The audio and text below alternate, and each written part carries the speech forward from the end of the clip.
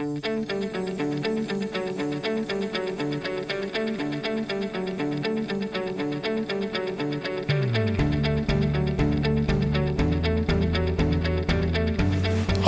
I'm Adrian Walker, and this is the Walker Report.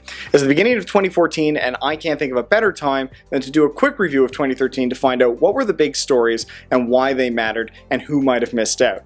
Now, the big story to our mind had to be the United States. There was a lot of interesting things going on, certainly with Japan, which had a phenomenal year. Even Canada ended up doing fairly well in terms of market performance, but the United States had a substantial year. Lots of people got back to work.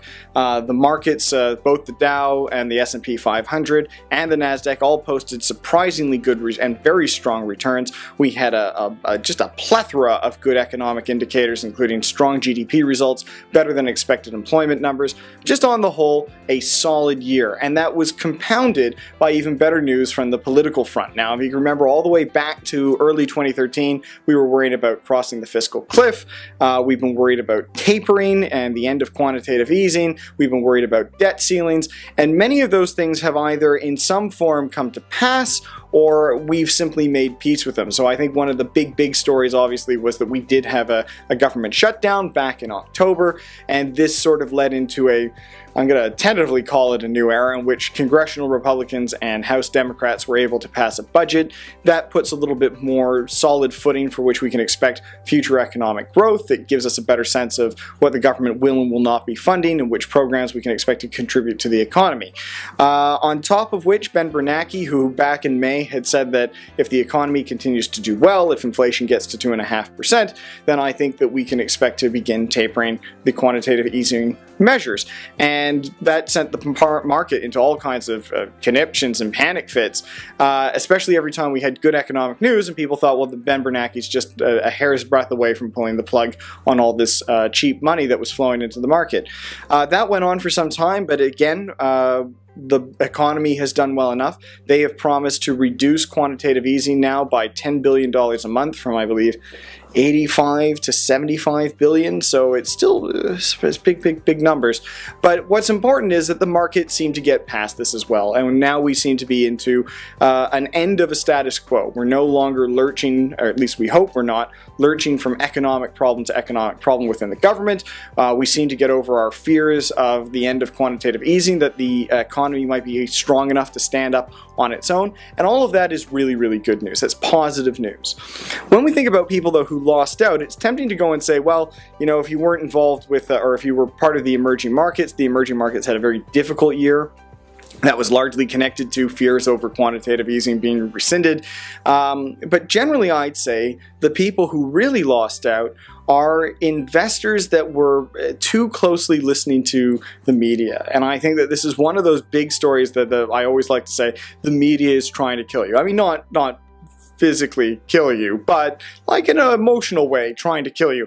And what the tendency is to seek out stories of massive doom and gloom to try and encourage people to pay attention to the news, not necessarily encourage people to make informed decisions. And I think we see a lot of that. That goes back to David Stockman, who was a former Reagan appointee who had a very tumultuous career in the private sector, who produced a book last year, an excessively large book about monetary policy and why the United States' future is all but doomed. We've had lots of people come on television and say how bad things are. It is a constant media drumbeat to always point to bad news. And if you remember the movie, it was a Michael Moore film, Bowling for Columbine, one of the great lines in the film is that the media always begins with, if it bleeds, it leads. And I think that's true both in stories about human interest and in stories about the economy. It's bad news first. And unfortunately, what happens is a lot of people are shy away from investing. And I think that is possibly the worst kind of advice we can give. Now, I want to point out that in my office, I do have a crystal ball, and it is good for nothing. It's a great paperweight, but it's not good for fortune telling. And I think what stands out about that is that from our perspective, because we never know what's going to happen in the market, our job is to try and diversify accordingly based on the best information that we have. And so we don't know if markets are going to go down or up. Our goal is to try and maximize diversification, to improve risk tolerance, to improve returns, and to seek out better risk-adjusted returns. And for Canadians that still shy away from investing because they're worried about the United States, or they're worried about Europe, or they're worried about the emerging markets, what they end up doing is costing themselves opportunities, because as much as we don't know when a market might go down, we also don't know when it might go up. Anyhow, it's 2014. It's an excellent time for a New Year's resolution. If you aren't diversified, or you've been sitting on the sidelines, I think you should probably give us a call so that we can change some of that for you and find a better outlet for your investments.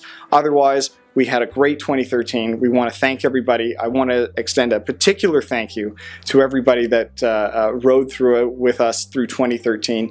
This is my dad's, I believe, 20th year in the business.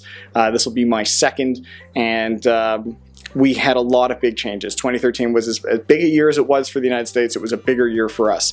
We've had 2 office moves. We moved our business from the MFDA to the IROC platform, so we're now on the brokerage side of the business.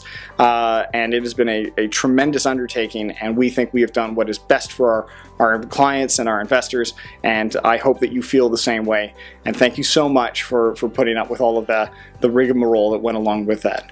Everybody, thank you so much. Happy 2014, and over the next coming months, you'll get more videos from us keeping you up to date on what's going on in the market and what we think is important. Please stay up with, you can stay in touch with us through our blog, and otherwise we encourage you to come down to our office or set up a meeting with us. Thank you so much. I'm Adrian Walker, and this is the Walker Report.